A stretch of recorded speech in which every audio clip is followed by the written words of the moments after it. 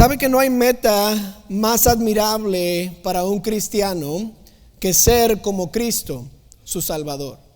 Hemos estado estudiando los domingos en la mañana cómo ser un cristiano, y yo creo que no hay meta mejor que un cristiano puede tener que decir: yo quiero ser como Cristo.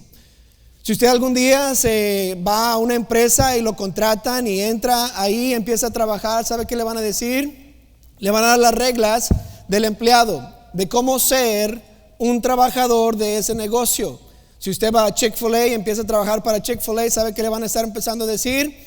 Pues tienes que vestirte así, tienes que decirles cuando te dicen gracias, le dices fue un placer en vez de nada. Empiezan a decir tienes que ser cordial, tienes que ser persona que te bañas, porque no vas a venir aquí todo greñudo, ¿verdad? Tienes que vestirte bien, y me van a empezar a decir cosas de así es un trabajador de Chick-fil-A. Yo me acuerdo cuando entré a la naval y empecé el entrenamiento básico, lo primero que hicieron fue nos quitaron toda la ropa, nos pusieron el uniforme y nos cortaron el pelo. ¿Por qué? Porque soy ahora un marinero, ya no soy una persona en el estado civil, sino estoy ahora sirviendo, y ya no soy yo, sino soy un marinero. ¿Y sabe qué? Teníamos reglas para cómo vestirnos después de que estábamos en ropa normal.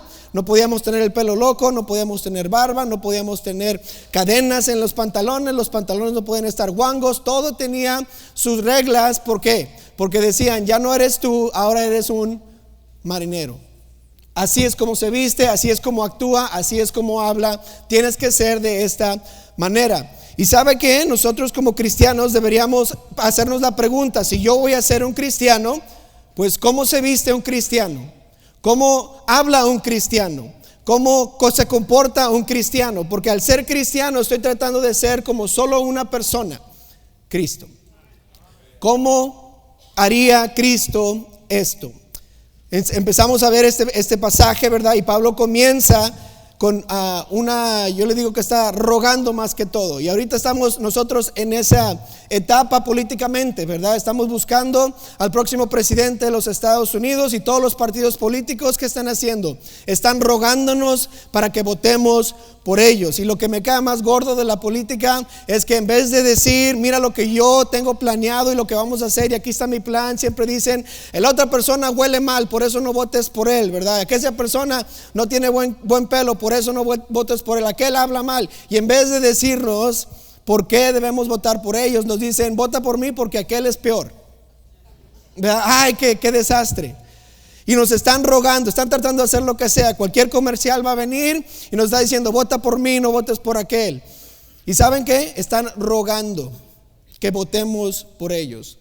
Y comenzamos este pasaje, este capítulo, con Pablo haciendo un ruego a los cristianos que estaban en Filipos. En el versículo 1 está apelando para cualquier razón que le escuchen. Como dice, si hay alguna consolación en Cristo, si algún consuelo de amor, si alguna comunión del Espíritu, si algún afecto entrañable, si alguna misericordia. ¿Notó cómo está rogando?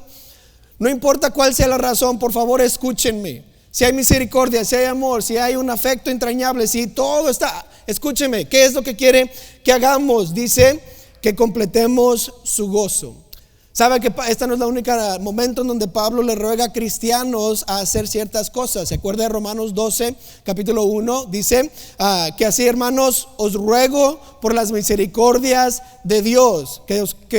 ¿Verdad? Está diciendo os ruego. Está tratando de que escuchen la voz de Pablo. Está queriendo ayudarles a entender qué tan importante es lo que él está a punto de decir. Me imagino yo que en Filipos había una gran división.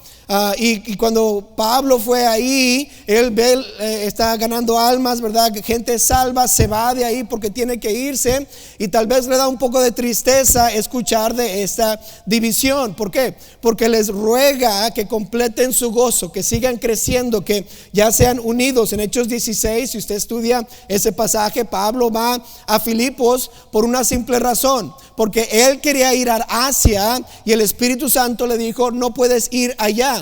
Y en una noche recibió una visión de una persona en Macedonia que le dijo ven acá.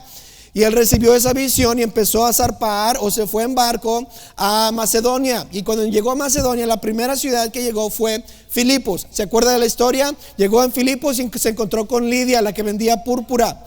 Y empezó a ganarle, le predicó de Cristo, fue salva y ahora tenían iglesia en la casa de Lidia. Después una muchacha adivina, ¿verdad? Que tenía un espíritu malo, estaba adivinando y los estaba siguiendo y estaba diciendo cosas como estos son siervos de Jesucristo. Y Pablo dijo, esto no se debe hacer, le sacó el demonio, ¿verdad? Y ahora se enojan todos porque así ganaba dinero a los jefes de ella, y los metieron a la cárcel. Los meten a la cárcel. Pablo y Silas a la medianoche están cantando al Señor. Viene un terremoto y abre las puertas de la cárcel, y el carcelero se va a matar. Y que dice Pablo, no te mates, aquí estamos.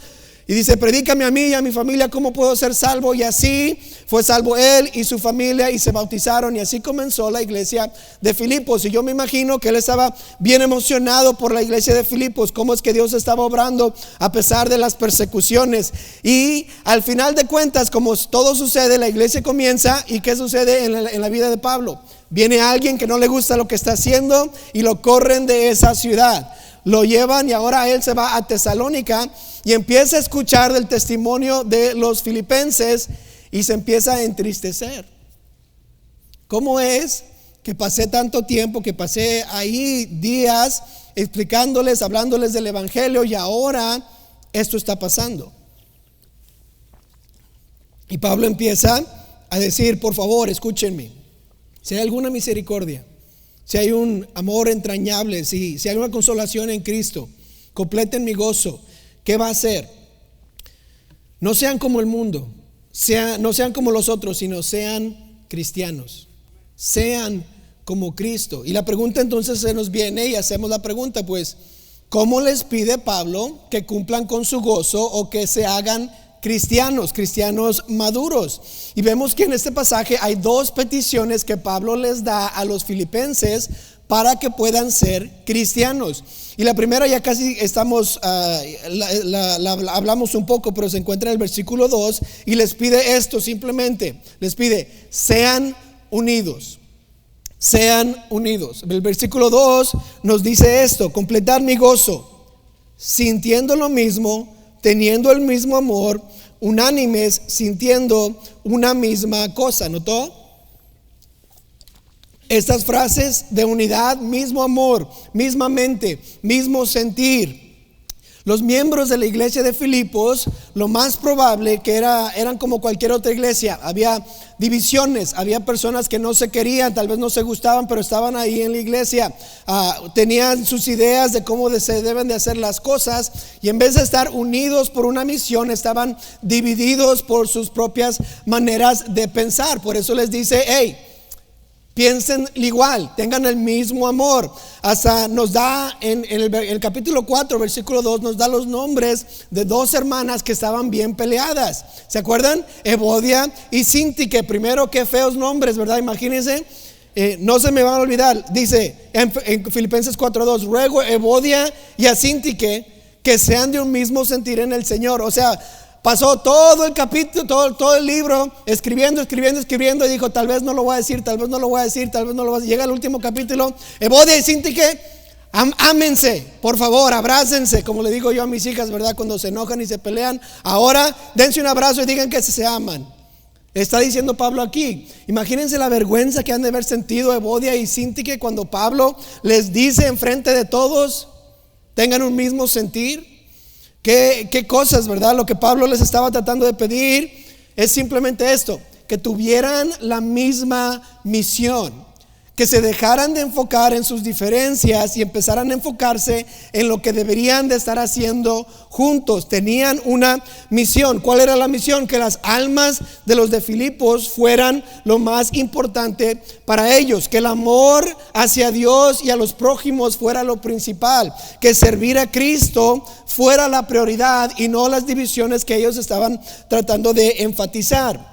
Los desacuerdos, la persecución, los inconvenientes habían tomado un lugar principal en la iglesia en vez de la unidad, y Pablo les está pidiendo y rogando una cosa bien simple: tengan la misma misión, regresen a la misión. Una de las cosas que nos enseñaron mucho, la frase que nos decían mucho cuando yo estaba en la naval era esto, que la misión es más importante que yo. Yo no soy tan importante como la misión, y la misión se tiene que acabar. Una de las grandes lecciones fue esa. Y si no cumplo, ¿sabe qué pasaba si no cumplíamos con la misión? Pues yo ponía en riesgo, o poníamos en riesgo a toda la unidad, a todos los demás. Si uno no cumple con su misión, está fallando con lo que se debe hacer, ¿verdad? Como cuando vimos lo que pasó con el presidente Trump, que lo trataron de asesinar. Alguien no estuvo donde debería haber estado, y una cosa fea pasó. Porque no sé si escuchó un reporte, ¿verdad? Que alguien debía de estar en ese techo, pero se cansó y se fue del techo. Imagínense, dejó su misión porque tal vez estaba muy caliente o no sé qué, y algo malo sucedió. La misión es mucho más importante que yo, y si yo no cumplo con mi misión, voy a poner en riesgo a los demás.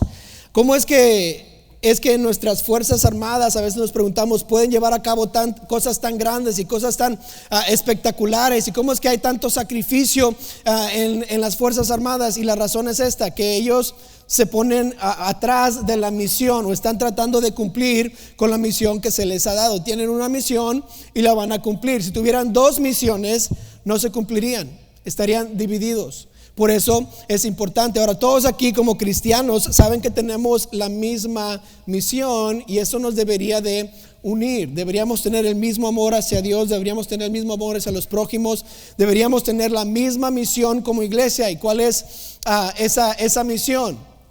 Primordialmente es que aquí en Lancaster, en Palmdale, en Roseman, en todos lugares, la gente conozca acerca de Cristo. Esa debe ser nuestra misión. No debemos estar preocupados por otras cosas más que lo que es la misión. No estamos aquí tratando de tener nuestras propias opiniones de qué hacer, y si ya sabemos qué hacer. Muchos se quedan tratando de discutir cosas que tal vez son importantes, pero no son parte de nuestra misión. Por eso decimos muchas veces que si uno no puede ir a ganar almas con un hermano porque está peleado, está mal. Cualquier persona que esté lista para ir a tocar puertas o evangelizar a alguien, podemos ir juntos y evangelizarlo. Y si estoy tan peleado con alguien que no puedo hacer eso, ¿sabe qué? No estoy poniendo la misión primero. Yo como cristiano debo tener solo una misión. ¿Cómo voy a poder llevarme bien con los hermanos aquí, con mi familia? Pues porque queremos lo mismo, que más personas sean salvas por medio del evangelio. ¿Cómo es que podemos dar como iglesia más de $1 millón al año a las misiones? Porque todos tenemos una misión. Queremos que más personas sean salvas alrededor del mundo. ¿Cómo es que yo puedo sentarme al lado de una persona que tal vez es de Perú y yo no, y yo soy de México, y acá al lado está de El Salvador, y él le va al Barça y yo le voy yo no le voy al Real Madrid, ¿verdad? Pero digamos, ¿verdad?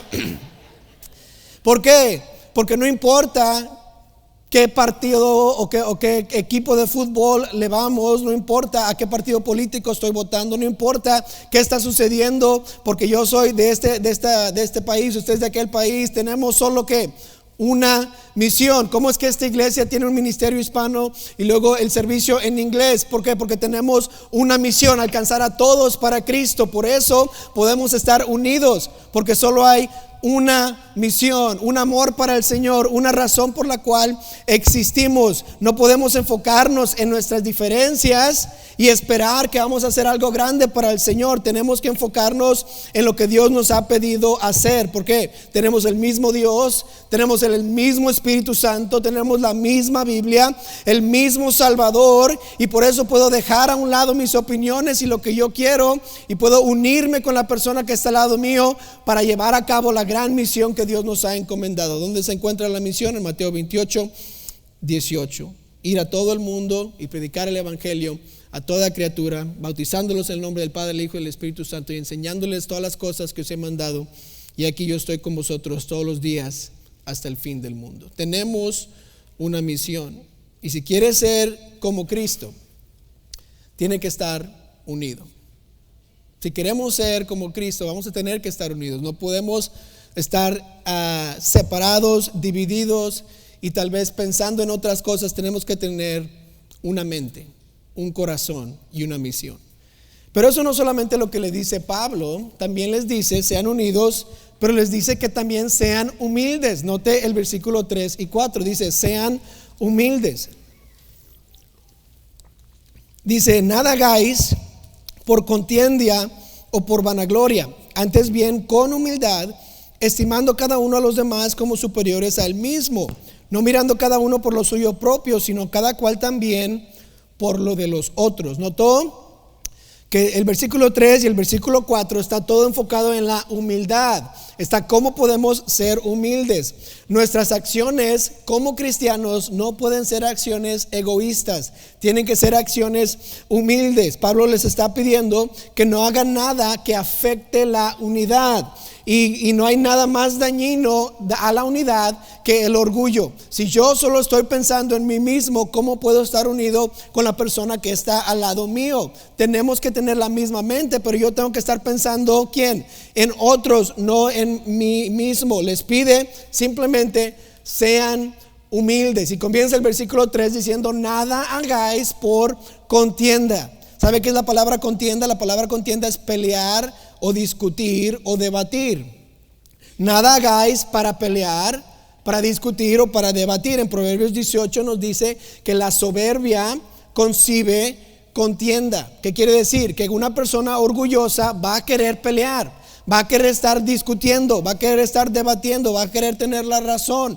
Y Pablo dice, nada hagáis por contienda. O sea, si lo que voy a empezar a hacer va a causar un pleito, debo de dejar de hacerlo antes de que lo haga. ¿Por qué? Porque nada que debo de hacer yo como cristiano debe ser para pelearme o para discutir o para tener la razón.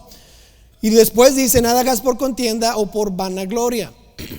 Vanagloria es la jactancia del propio valor o la obra. O sea, ¿cómo es que yo me veo? Quiero que todos me vean y me digan, wow, qué buen trabajo hiciste. Quiero que todos me vean y digan, wow, te ves bien guapo, wow, te ves como Arnold Schwarzenegger, wow, lo que sea, ¿verdad?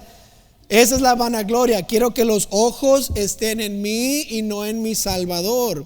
¿Y qué está diciendo? Eso es como una persona es orgullosa, cuando toda la atención tiene que estar en nosotros, en sí mismos. Si lo que estoy a punto de hacer va a causar un pleito, no lo hago. Si lo que estoy a punto de hacer va a causar que otros se enfoquen en mí y menos en el Señor, no lo debo de hacer. La vanagloria podemos también definirla como la autoadoración. Quiero que la gente me adore a mí, pero yo me voy a adorar primero para que me vean. Y sabe que todo lo que vemos en el internet en estos días, en Instagram, en TikTok y todas las redes sociales, ¿saben qué es? La autoadoración. ¿Verdad que sí? Es la vanagloria. Cada influencer está tratando de adorarse a sí mismo para que todos le adoren a él también, ¿verdad? Miren lo que estoy haciendo, solo, pero está haciendo algo para que lo vean. Y aquí sacan el teléfono, le saco el teléfono, miren, estoy predicando. Sonríen todos. ¿Qué es? Pura vanagloria. Miren lo que estoy haciendo. Miren qué tan sabio soy.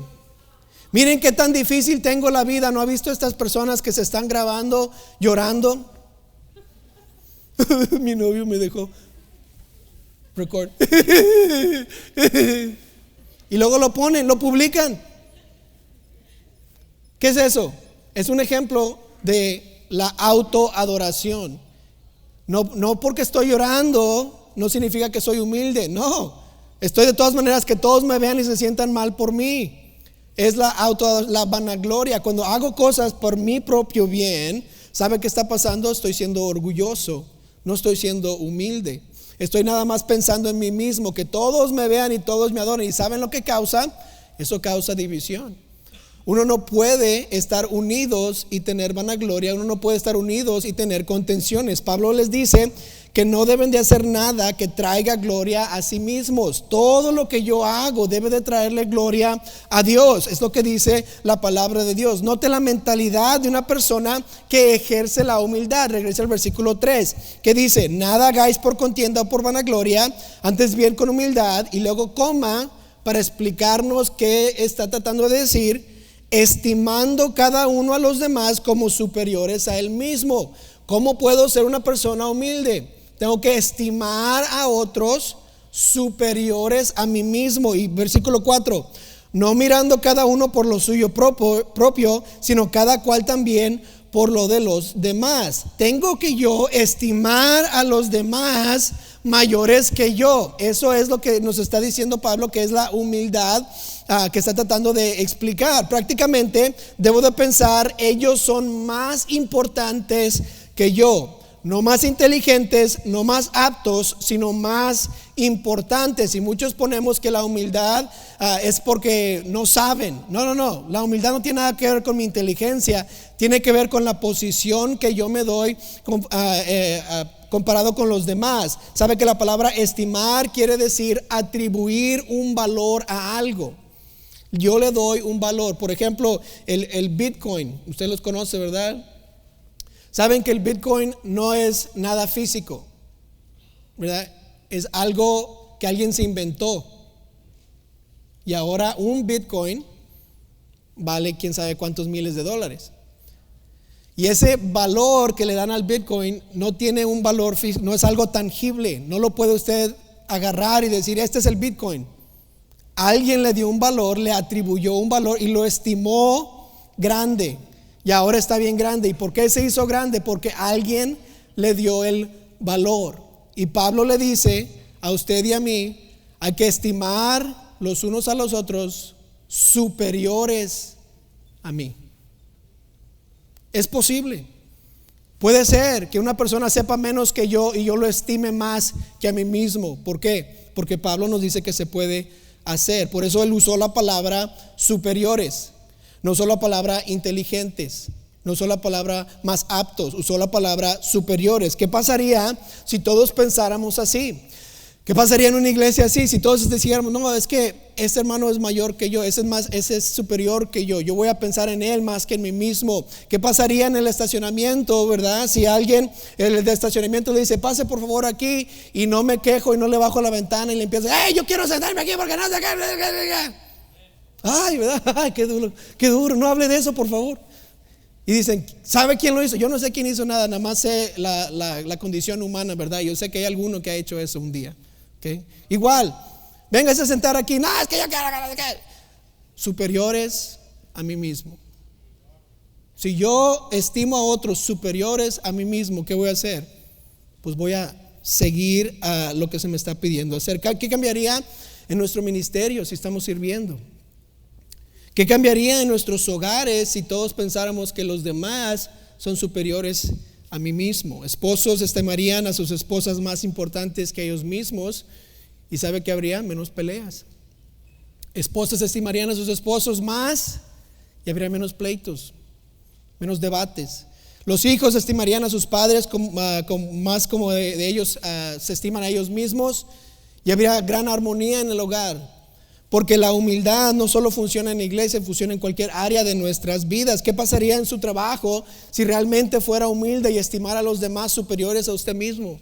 Si dejara de pensar que su jefe es un loco que no sabe y le diga, lo que usted diga, jefe, va a hacer. ¿Por qué? Porque lo estima usted más superior que a mí. ¿Qué pasaría con sus relaciones con el jefe y con sus compañeros de trabajo si usted les estimara más a ellos que a sí mismo? Pues todo cambiaría, todo sería diferente, y empezaran a decir cosas como, ¿qué te pasó? ¿Por qué estás actuando así? Y les dices que no te gusta. Sí, me encanta, pero ¿por qué? ¿Por qué estás así? ¿Por qué? Porque estoy tratando de ser como Cristo. Pablo les ruega a los filipenses que piensen en los otros, que no piensen egoístamente, sino en los otros. Este no es el único lugar donde encontramos este principio. Si usted se va a Romanos 12:10, Pablo lo repite a los romanos, les dice, amaos los unos a los otros con amor fraternal, y en cuanto a honra, note, prefiriéndonos los unos a los otros. Eso quiere decir que si solo hay una conchita y hay 3 hermanos, me la como yo para que nadie se pelee, ¿verdad? ¿Verdad que no? La parto en la mitad y le doy 2 a los demás, ¿verdad? Eso es prácticamente lo que dice superiores a él mismo. Es lo que está diciendo. No me prefiero a mí, prefiero a los demás. Cuando solo hay una lata de soda, le voy a dar a lo que viene la lata de soda. Cuando solo hay algo que queda, ¿verdad? Quiero pensar en los demás, no quiero pensar en mí mismo. Y cuando prefiero a otros más que a mí, estoy practicando la humildad. Estoy tomando pasos y ejerciendo lo que Pablo nos está pidiendo hacer, que es ser humildes. Quiero ser como Cristo, tengo que ser unido, tengo que ser humilde. ¿Y cómo se ve prácticamente la humildad en el hogar? Pues quiero que tenga en su mente esta frase, que la humildad no significa debilidad. No significa que usted es débil, significa que usted es humilde. Y una persona que realmente humilde está dependiendo de la fuerza del Señor y no se va a hacer débil. Va a recibir más respeto de los demás por su humildad. ¿Sabe que todos saben lo que yo no sé? Y cuando pretendo que yo sé todo, empiezo a ser hipócrita y la gente lo nota. Y es mejor además decir, hey, yo no sé todo. ¿Qué necesitas? Déjame te ayudo a ti, déjame te sirvo a ti, déjame te pongo a ti primero y yo segundo. Y esa es la humildad. Pablo toma un momento para darnos estas dos acciones o estas dos cosas que debemos hacer como cristianos, pero ¿sabe?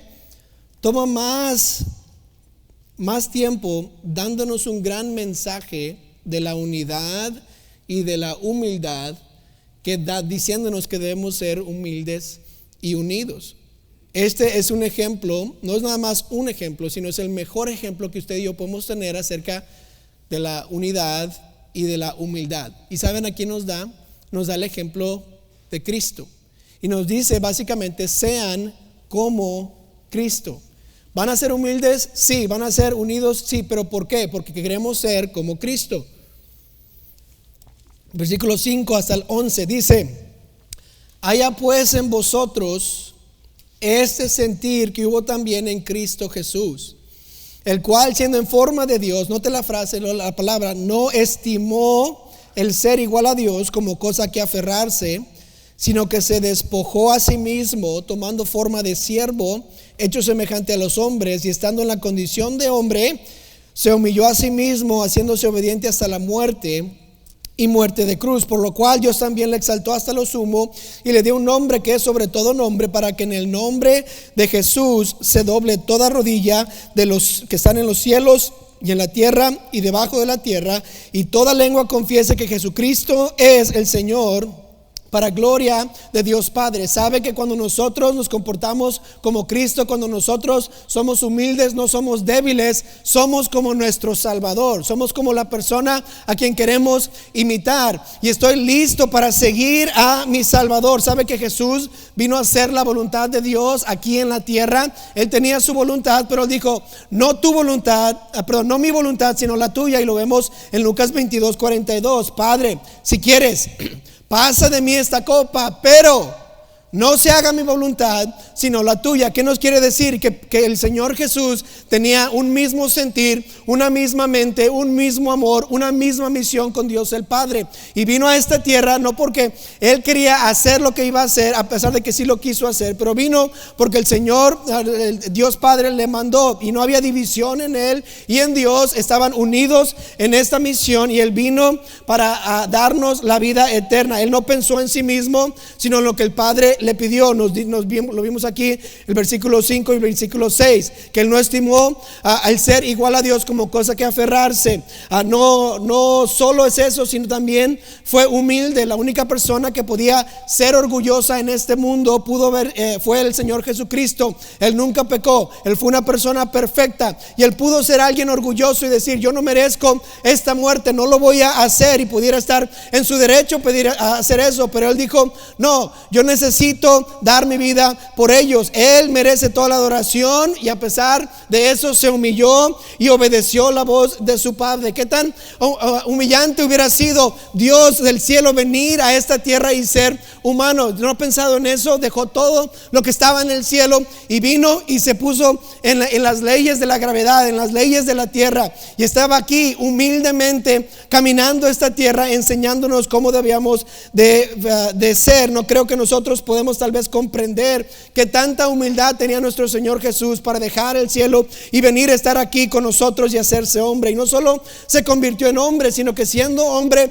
obedeció al Señor, y no fue una obediencia normal, sino obedeció hasta la muerte. ¿Usted obedecería si le pidieran ir a morir? Si su trabajo le pidiera, hey, tienes que dar tu vida por este trabajo, ¿lo haría? Pues claro que no. Ninguno de nosotros daríamos nuestra vida por un trabajo o por otros. Pero el Señor Jesús, a pesar de que se humilló siendo hombre, se humilló aún más para morir en la muerte de la cruz. Y esa muerte no fue una muerte muy gloriosa, es una muerte humilde, humillante. No está como lo vemos en la televisión o en las fotos. No estaban cubiertos, estaban todos desnudos, estaban expuestos a todo el mundo para que los vieran, y hubo gran humildad en lo que Él hizo y también humillación.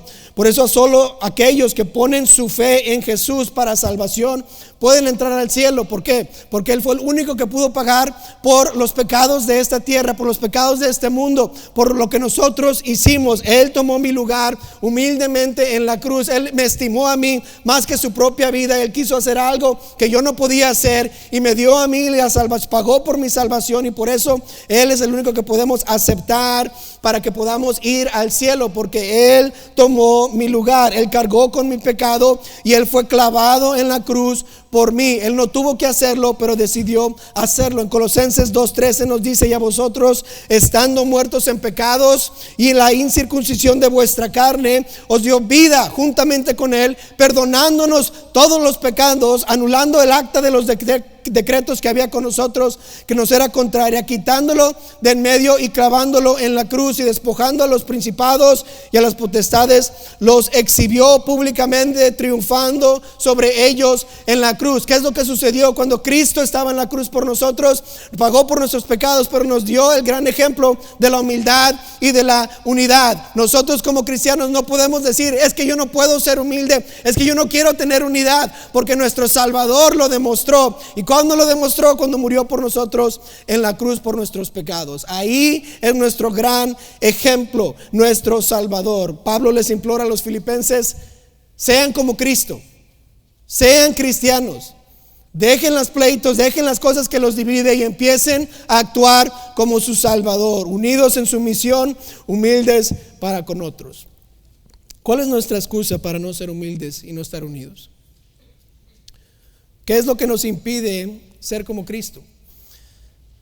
¿Qué estoy justificando en mi mente para no tomar el paso que debo de tomar? Para no pedirle perdón a mi esposo o a mi esposa, para no pedirle perdón a ese hermano, para no actuar como debo de estar actuando. Si Jesús pudo hacer, y Él es mi gran ejemplo de ser un cristiano, ¿por qué no pudiera yo hacer lo que mi Cristo hizo? Y tal vez usted está aquí y usted nunca ha escuchado acerca de la salvación que Cristo ofrece, o la razón por la cual Cristo murió en la cruz por los pecados. Si usted tal vez, así decimos nosotros esta frase: si usted no es salvo, en otras palabras, si Jesús no le ha salvado de sus pecados, hoy sería un buen día para recibir a Cristo. ¿Sabe? Que Él pasó una gran humillación en la cruz. No tuvo que, pero lo hizo. Él se humilló a sí mismo para que usted y yo tuviéramos una entrada con Dios en el cielo. Y lo que Él sufrió en la cruz fue lo que yo debía de haber pagado en el infierno, pero Él lo pagó por mí. Y la Biblia nos dice que si nosotros le confesamos a Él como nuestro Señor y Salvador, que seremos salvos. Y en unos momentos, si usted todavía no ha aceptado a Cristo como su Salvador, yo le voy a dar la oportunidad de nuestra invitación que lo haga, porque no hay mejor decisión en el mundo que ser salvo. No hay mejor decisión en el mundo que darle su corazón al Señor, que darle su vida al Señor, pedirle perdón de sus pecados y que Él entre a su vida y cambie su vida. Si usted algún día dice: pues yo quiero ser como Cristo, y nunca ha sido salvo, ¿sabe que no va a poder? Porque solo los que tienen a Cristo en su corazón tienen el poder y la fuerza para poder ser como Él.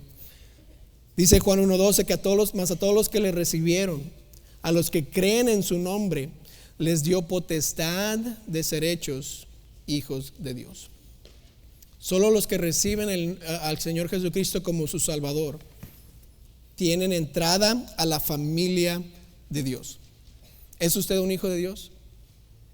Y si no lo es, ¿quisiera ser un hijo de Dios?